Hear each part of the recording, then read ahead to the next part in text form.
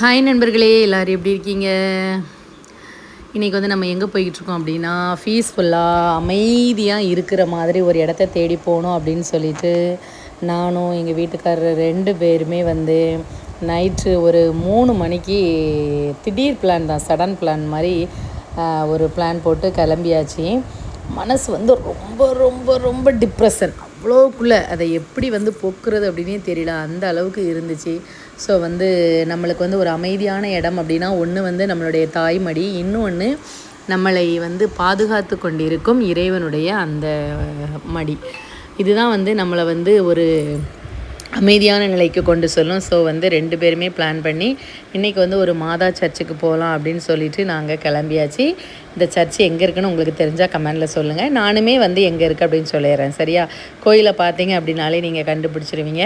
அப்புறம் வந்து நைட்டில் வந்து ஒரு ரைடு நம்ம போனோம் அப்படின்னா அது மனதுக்கு வந்து ரொம்ப இனிமையாக இருக்குது. அந்த சாங்ஸ்லாம் கேட்டுட்டு போகும்போது ஜீசஸ் பாட்டும் சரி, மெலடி சாங்ஸும் சரி கேட்டுட்டு போனோம், அவ்வளோ நல்லா இருந்துச்சு. அப்புறம் வந்து ஒரு இடத்துல நின்று டீ வாங்கி கொடுத்தாங்க. டீக்கு வந்து எனக்கு வந்து கூட்டுக்கு முறுக்கு ரொம்ப ஃபேவரெட்டாக பிடிக்கும். ஸோ முறுக்கு ஒரு பாக்கெட் வாங்கி தந்தாங்க. அதையுமே வந்து நான் நல்லா டேஸ்ட் பண்ணிவிட்டு அப்படியே வந்து அந்த இடத்த விட்டு நாங்கள் கிளம்ப ஆரம்பித்தோம். அப்புறம் அப்பா சொன்னாங்க, நான் வந்து ஒரு 10 நிமிஷம் ரெஸ்ட் எடுக்கணும் அப்படின்னு சொல்லிட்டு. ஏன் அப்படின்னா விடியக்காலம் 3 மணிக்கு கிளம்புனோமா, அது வரைக்கும் கொஞ்சம் கூட தூங்கலை. ஸோ வந்து நான் பாட்டு போட்டு கேட்க ஆரம்பிச்சிட்டேன். இது என்ன மூவி அப்படின்னு தெரிஞ்சால் சொல்லுங்கள், சரியா? இதில் வந்து ஒரு லைன் வந்து நல்லாயிருக்கும் பார்த்துக்கோங்க. விரல்களை தாண்டி நகங்கள் வந்து வளர்ந்தால் நம்ம வந்து நகங்களை வெட்ட மாட்டோம், விரல்களை வெட்ட மாட்டோம், அந்த நகங்களை வந்து நம்ம கட் பண்ணி தான் ஆகும் அப்படின்னு. இது வந்து நிறைய விஷயங்களுக்கு வந்து இது சூட்டபுள் ஆகும். ஸோ அப்படியே வந்து மீனிங்ஃபுல்லாக உள்ள அந்த சாங்ஸ்லாம் கேட்டுட்டு அப்படியே ட்ராவல் பண்ண ஆரம்பித்தோம். அப்புறம் நம்ம வந்து எங்கே போகணும் அப்படின்னு சொல்லி நினச்சோமோ, எந்த தாயை நாம் தரிசிக்க வேண்டும், நம்மளுடைய குறைகளை எல்லாம், நம்மளுடைய வேதனைகளை வலிகளை யார் காலில் போடணும்னு நினச்சோமோ அந்த மாதாவை தேடி நாம் வந்து வந்தாச்சு. காலையிலே வந்து அப்படியே நல்லா வந்து இப்போ மணி எத்தனைன்னு பார்த்தீங்கன்னா ஒரு 6 மணிக்கு மேலே இருக்கும் பார்த்துக்கோங்க. ஆனால் நல்லா ஒரு ஃப்ரெஷ்ஷாக வைபாக ஒரு கிளம்புன அந்த ஒரு ஃபீல் வந்து கிடச்சிது. இந்த மாதாவினுடைய திருத்தலத்துக்கு வந்தாச்சு. பார்த்தோன்னே தெரியுதா உங்களுக்கு என்ன கோயில்னு?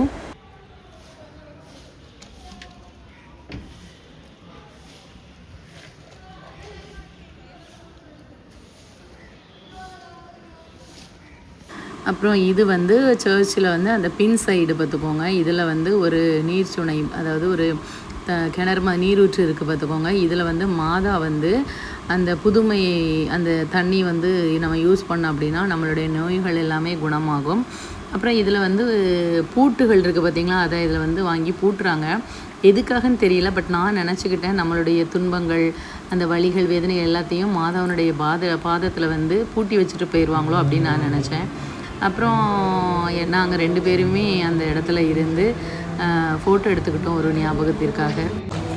அப்புறம் பார்த்திங்க அப்படின்னா அந்த கோயில் மண்டபம் இருக்குது பார்த்திங்களா, முன்னாடியே இருக்குது, நல்ல கோயில் முன்னாலேயே இருக்குது. ஸோ அதில் வந்து உட்காந்துருந்துட்டு பைபிள் வாசிச்சுட்டு இருந்தாங்க. இதில் பார்த்துட்டு அப்புறம் நானுமே ப்ரேயர் பண்ணிவிட்டு அதுக்கப்புறம் இப்போ வந்து இது ரொம்ப அதிகாலை டைமு. அப்புறம் நேரம் ஆக ஆக பார்த்திங்கன்னா எவ்வளோ பேர் நைட் டைமில் இந்த மண்டபம் முழுதுமே படுத்து கிடந்தோம் பார்த்துக்கோங்க. அவ்வளோ கூட்டம், அவ்வளோ பக்தர்கள் தேடி வராங்க. நண்பர்களே, நம்பிக்கை அன்னை, சரியா? நம்ம வந்து நம்மளுக்கு ஏதாவது ஒரு நொடியோ வந்துச்சு அப்படின்னா இதிலேருந்து நாம் சரியாக மீள முடியாதோ அப்படிங்கிற ஒரு பயத்தால் நம்ம நம்பிக்கை இழந்து காணப்படக்கூடாது. நம்பிக்கையோடு இந்த அன்னையிடம் வேண்டும்போது அது கிடைக்கும். அப்படி கிடைக்க பெற்றதுனால தான் நம்பிக்கை அன்னை அப்படின்னு பேர் பெற்றிருக்காங்க. இந்த அன்னை வந்து இயேசுவினுடைய திரு இருதயம், அந்த சுரூபம் இருக்கு இல்லையா, அதை வந்து என்ன பண்ணியிருக்காங்க அப்படின்னா கையில் அந்த பாடுபட்ட அந்த சுரூபத்தை கையில் ஏந்தியபடியும் விண்மீன்களை ஆடையாக கொண்டும் அணிந்தவர்களாக காட்சி அளிக்கின்றார்கள். இது என்ன உங்களுடைய ப்ரேயர் அப்படி இது உங்களுடைய பற்றி பாருங்கள் அப்படின்னா 1871ஆம் ஆண்டு பிரான்ஸ் நாட்டில் ஃபோர்ட் மெயின் என்னும் இடத்தில் யூஜின் பர்பாதத் மற்றும் ஜோசப் பர்பாதத் என்னும் சிறுவர்களுக்கு தோன்றிய அன்னை, சிறுவர்களுக்கு வந்து தோன்றியிருக்காங்க, சரியா? தோன்றிய அன்னை பாவிகள் பலரை மனம் திருப்பியும் பெற்றோரை பாவிகள் பலரை மனம் திருப்பியும் நோயுற்றோரை குணமடைய செய்தும் பல அற்புதங்களை நிகழ்த்தினார். நட்சத்திரங்களை ஆடையாக அணிந்து பாடுபட்ட தம் மகன் இயேசுவின் திரு உருவத்தை தாங்கி நம்பிக்கை இழந்தோருக்கு நம்பிக்கை அளிப்பவராக ஜெபம் மற்றும் தவத்தை வலியுறுத்தி சென்றாள் அன்னை. ஸோ நீங்கள் உங்களுக்கும் யாருக்கும் வந்து இந்த நோய் நம்மளுக்கு வந்து சரியாகாதோ, நம்மளுக்கு மேன்மேலும் ஒரு முன்னேற்றத்தை வந்து கொடுக்கலையோ அப்படின்னு கஷ்டப்பட்டுட்டு ஃபீல் பண்ணிட்டு இருந்தீங்க அப்படின்னா, நீங்கள் வந்து இந்த அன்னைகிட்ட ப்ரேயர் பண்ணுங்கள், நிச்சயமாக நடக்கும் நண்பர்களே. இவங்க தான் வந்து லூர்து அன்னை, சரியா? லூர்து அன்னை இவங்க எப்போ அப்படின்னா காட்சி கொடுத்துருக்காங்க அப்படின்னா 1858ஆம் ஆண்டு பிப்ரவரி 11ஆம் நாள் பிரான்ஸ் நாட்டில் லூர்து எனும் ஊரில் உள்ள ஆடு மேய்க்கும் ஒரு சிறுமி பெர்னத்தத்துக்கு மாசஃபியல், சரியா? அவள் பேர் வந்து பெர்னத்தத் மாசஃபியல் என்னும் குகையில் காட்சி அளித்து, தப்பு நண்பர்களே, இது வந்து என்ன மாதான்னு பார்த்தீங்க அப்படின்னா லூர்து அன்னை. இவங்க வந்து 1858ஆம் ஆண்டு பிப்ரவரி 11ஆவது நாள் பிரான்ஸ் நாட்டில் வந்து லூர்து அப்படிங்கிற ஊர், சரியா? அங்கே ஒரு ஆடு மேய்க்கும் சிறுமி பெர்னத் அந்த பொண்ணுக்கு மாசஃபியல் என்னும் குகையில் காட்சியளித்து என்ன சொல்லியிருக்காங்க அப்படின்னா, நாமே அமல உற்பவி அப்படின்னா அவங்கள வந்து நம்ம வந்து என்ன செய்யணும் அப்படின்னா, அமல உற்பவினா உண்மையாக இது பண்ணுபவள், உண்மையை வந்து உறுதிப்படுத்துபவள் அப்படிங்கிற ஒரு பெயர். ஸோ என்ற விசுவாச உண்மையை உறுதிப்படுத்தினாள். 18 முறை இந்த சிறுமிக்கு காட்சி அளித்து அவங்க என்ன சொல்லியிருக்காங்க அப்படின்னா, நோயிற்றோர் நலம் பெற வற்றாத நீரூற்று இருக்கு இல்லையா, அதை வந்து உருவாக்கி அந்த புதுமையை வந்து உறுதிப்படுத்தியிருக்காங்க, சரியா? அதை யூஸ் பண்ணும்போது நிறைய நோயாளிகள் வந்து குணமடைஞ்சிருக்காங்க. ஸோ அந்த அன்னையை காண பேறு பெற்ற பெர்னத் வந்து எதா மாறிட்டாங்க அப்படின்னா அருள் சகோதரியாக மாறிவிட்டார்கள். இது வந்து நம்மளுக்கு கிடைக்கணும்னா நம்ம ஜெபம், தபம், பரிகாரம் என்பவையே அன்னையின் காட்சிகளின் மைய செய்தியாக கூறப்படுகிறது, சரியா நண்பர்களே? ஸோ அப்புறம் சாப்பிட்றதுக்கு வந்து நாம் வந்து ஒரு நாள் அப்படின்னு பிளான் பண்ணி திடீர்னு போனதுனால எந்த சாப்பாடும் சமைச்சு எடுத்துகிட்டு போகலை. இது வந்து மதுரை பார்த்துக்கோங்க. ஸோ ஒவ்வொரு ஊர்லேயும் ஒவ்வொரு வகையான சாப்பாடு டேஸ்ட்டு வந்து டிஃப்ரெண்ட் ஆகுது. நான் வந்து எனக்கு வந்து தயிர் சாதம் வாங்கினேன். அவங்க வந்து மீன் குழம்பு, புளிக்குழம்பு இந்த மாதிரி இருந்துச்சு. அந்த சாதம் வந்து வாங்கினாங்க. கொஞ்சம் வித்தியாசமாக தான் இருந்துச்சு. அதை சொல்கிறேன்ல, ஒவ்வொரு ஊருக்கும் ஒவ்வொரு சுவை இருக்கிற மாதிரி டிஃப்ரெண்ட்டாக இருந்துச்சு. நைட்டுக்கு வந்து ரொட்டி வாங்கினோம் பார்த்துக்கோங்க நண்பர்களே. கூட்டு, காய், முட்டை எல்லாமே இருந்துச்சு. சாப்பிட்டாச்சு. சாப்பிட்டுட்டு வந்து அதுக்கப்புறமாவும் ஃபுல்லாக அந்த மாதாவினுடைய தளத்திலேயே தான் கடந்து உருண்டிகிட்டே இருந்திருக்கு. ஈவினிங் வந்து அந்த ஊருடைய ஒரு ஸ்பெஷல் அந்த போண்டா சொல்லுவோம்ல, அதில் இந்த கஞ்சி எல்லாம் டிஃப்ரெண்ட்டாக இருக்கும் பார்த்தீங்களா ஒரு போண்டா, அது ரொம்ப டேஸ்ட்டாக இருந்துச்சு.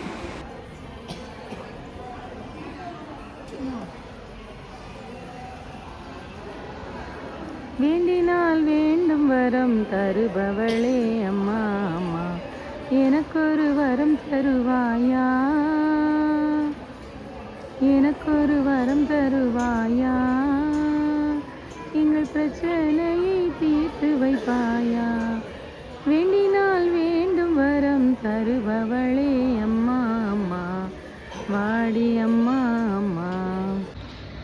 அதாவது நண்பர்களே, நம்ம மாதாவினுடைய காலடியில் தலை வச்சு படுத்திருந்தோம் அப்படின்னா,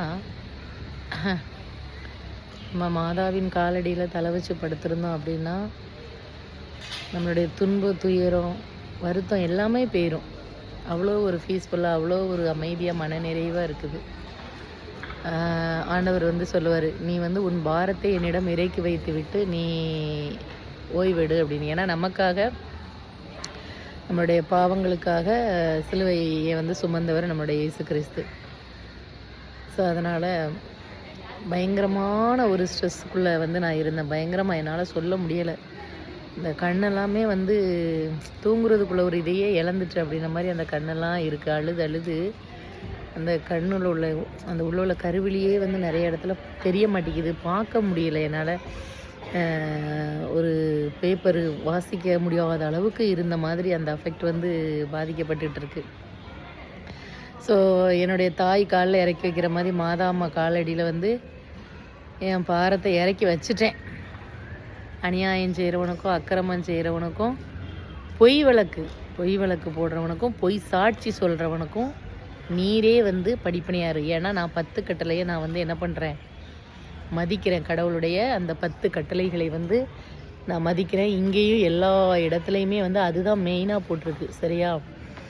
ஆமாம், ஃபஸ்ட்டு வந்து 10 கட்டளைகளில் நாம் ஒரு உண்மையான கிறிஸ்தவனாக இருக்கோம் அப்படின்னா அதை கண்டிப்பாக கீழ்ப்படியணும். அது இல்லாமல் நான் பெரிய இது அது அப்படின்னு வெளிவேடக்காரர்களை போல் நம்ம வேஷமிட்டு தெரியக்கூடாது. சரியா? அதில் ஃபஸ்ட்டு என்ன அப்படின்னா, நம்மளுடைய தேவனாகிய ஆண்டவர் அவர் தான், என்னை தவிர உனக்கு வேறு தெய்வம் இல்லாமல் போவதாக. சரியா? 1. 2வது அவருடைய திருநாமத்தை என்ன செய்யக்கூடாதான், தேவையில்லாமல் உச்சரிக்கக்கூடாது. இப்போ நம்ம எல்லோரும் நிறைய பேர் இயேசு மேலே சத்தியமாக ப்ராமிஸான்னு சொல்லுவோம். அது அவருடைய பேரை நம்ம தேவையில்லாமல் அறிக்கையிடுறதுக்கு அதை செய்யாதீங்க அப்படின்னு சொல்கிறாரு. சரியா? 3வது ஓய்வு நாள்னால் என்னதுன்னா ஞாயிற்றுக்கிழமை. அந்த ஞாயிற்றுக்கிழமை திருப்பலியை கண்டிப்பாக என்ன செய்யணுமா, நாம் கண்டிப்பாக அனுசரிக்கணும். ஆனால் நிறைய பேர் நம்ம ஞாயிற்றுக்கிழமை ஒரு நாள் ரெஸ்ட் கிடைக்கும் அப்படின்னு ரெஸ்ட் எடுக்க ஆரம்பிச்சிடும். நான் இப்போ ரொம்ப இதாகிட்டேன், எனக்கே நல்லா தெரியுது. நிறைய மாற்றங்கள் வர இந்த கோயிலுக்கு போகிற இந்த ஞாயிற்றுக்கிழமை இது பண்ணுறதெல்லாம் நிறைய நான் தவிர்த்திருக்கேன். அதனால் ஏற்பட்ட இழப்புகள் என்ன அப்படிங்கிறது, குடும்பத்தை எப்படி பாதிக்குது அப்படிங்கிறத, சாத்தானால் அப்படிங்கிறத நான் நல்லாவே உணர்ந்துட்டேன். கண்டிப்பாக ஞாயிற்றுக்கிழமை பூசை அப்படிங்கிறது ரொம்ப ஒரு இம்பார்ட்டண்ட்டான ஒன்று. சரியா? அடுத்தது தாய் தந்தையை கனம் பண்ணணும். நம்ம அம்மா அப்பாவை கனம் பண்ணணும். உன்னுடைய தாய் தந்தையை கனம் பண்ணு அப்படின்னு சொல்லியிருக்காரு. தாய் தந்தையை கனம் பண்ணுங்கிற இடத்துல கடவுள் நான் இது எதுக்கு சொல்கிறேன்னா, ஒரு சில பேர் இப்படியெல்லாம் இருக்காங்கள்ல பேரண்ட்ஸ், அதுக்கு எக்ஸாம்பிள் தான் கடவுள் இது அது அப்படின்னு எதுவுமே என்ன பண்ணல, கடவுள் சொல்லலை.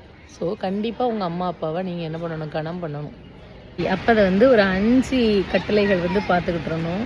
4 பார்த்தோம், 5வது சொல்லலை.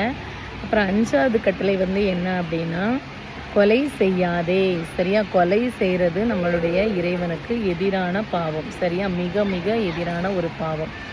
அதற்கு பிறகு விபச்சாரம் செய்யாதே. சரியா? கணவன் மனைவி இருக்கும்போதோ, மனைவி கணவன் இருக்கும்போதோ ஆண்டவர் என்ன சொல்லியிருக்காரு, நீ தகுந்த காரணங்களுக்காக விலக்கி வச்சேன்னா அதுக்கப்புறம் நம்ம என்ன பண்ணலாம், இன்னொரு லைஃப்குள்ளே போகலாம். ஆனால் தவறான முறையில் போவது இப்போ என்னது, ஒரு விபச்சாரம் தான் அது. ஸோ விபச்சாரத்துக்கு உள்ளாகாதீர்கள் அப்படின்னு சொல்கிறாரு. சரியா? அது 6வது கட்டளை.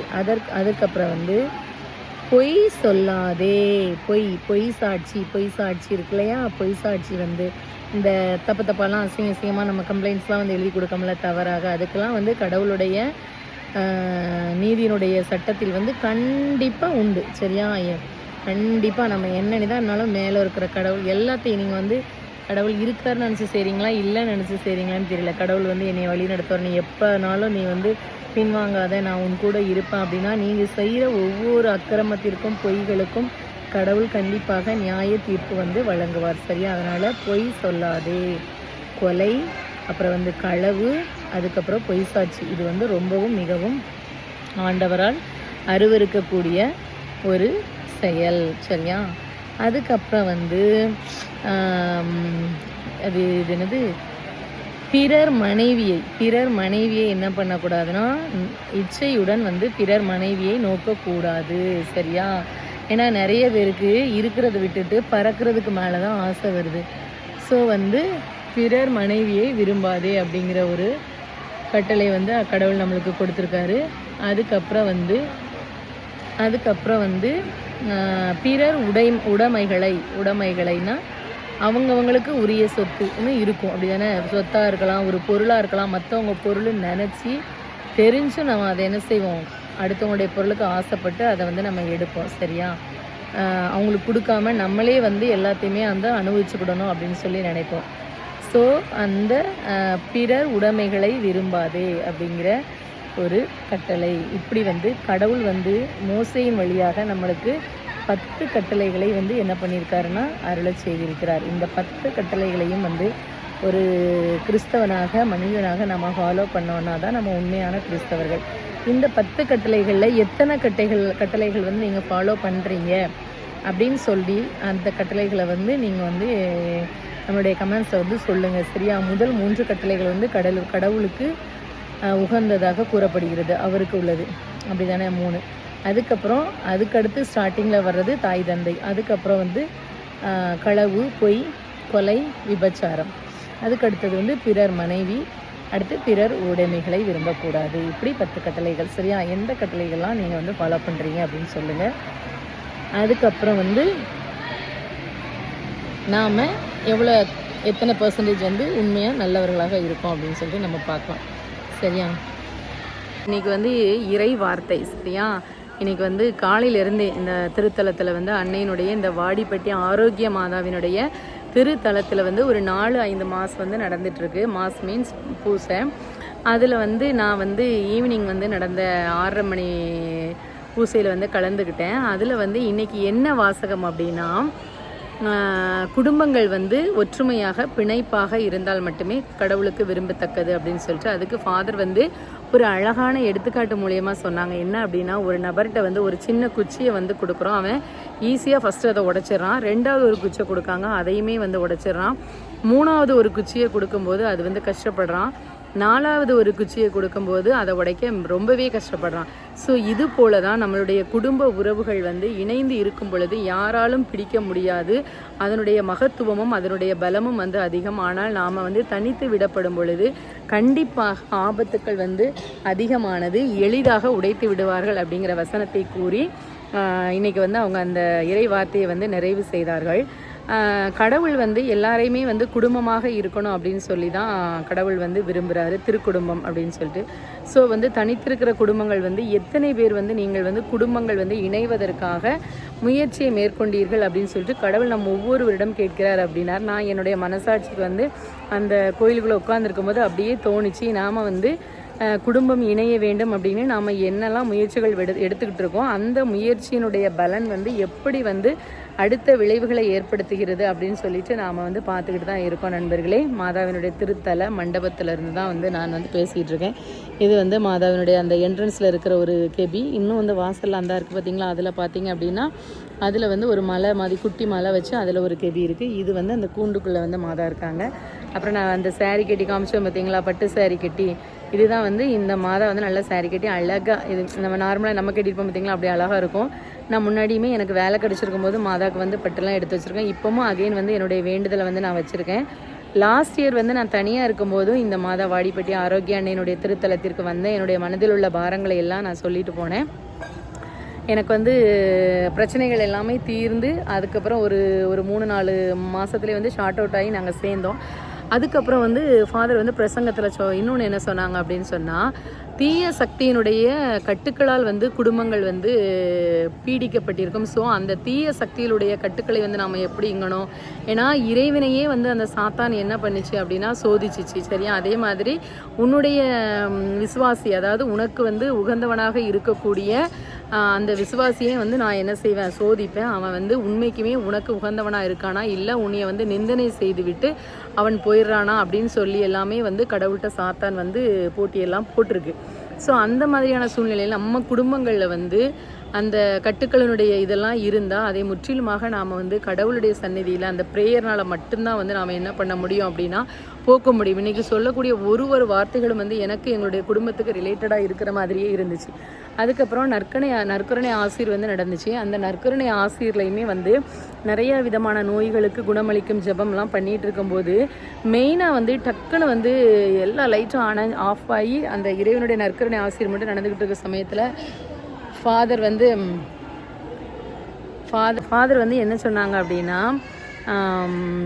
அந்த கட்டுக்களுக்கு வந்து நீங்கள் எல்லாருமே வந்து குடும்பமாக சேர்ந்து குடும்ப ஜெபம் சொல்லணும். அதுக்கப்புறம் வந்து நம்ம இறைவனுடைய அந்த ஒரு கத்தோலிக்க திருச்சபையர்களாக இருக்கிறனால கண்டிப்பாக வந்து அந்த ஓய்வு நாள், அதாவது ஞாயிற்றுக்கிழமை பூசை வந்து கண்டிப்பாக வந்து என்ன பண்ணணும் அப்படின்னா மாசெல்லாம் அட்டன் பண்ணணும் அப்படின்னாங்க. அதுக்கப்புறம் அந்த குணமளிக்கும் ஜெபம் சொல்லிகிட்டு இருக்கும்போது திடீர்னு ஒரு நல்லா இருந்த ஒரு பையன் வந்து கால் நடக்க முடியாமல் போய் இருந்த இடத்துல இருந்து கூட எழும்ப முடியாமல் போய் அதுக்கப்புறம் அவன் வந்து ஒரு பாத்ரூம் அப்படியே சொல்கிறாங்க, ஒரு பாத்ரூம் நல்லா உட்கார்ந்துருக்க இடத்துலேருந்து காலை ஊன முடியாத கூடிய சூழ்நிலை கூட நடந்துட்டுருக்கு. ஸோ எல்லாமே விரைவாக மாறும் அப்படின்னாரு. அது அப்படியே என் குடும்பத்துக்கே வந்து சொல்கிற மாதிரி இருந்துச்சு.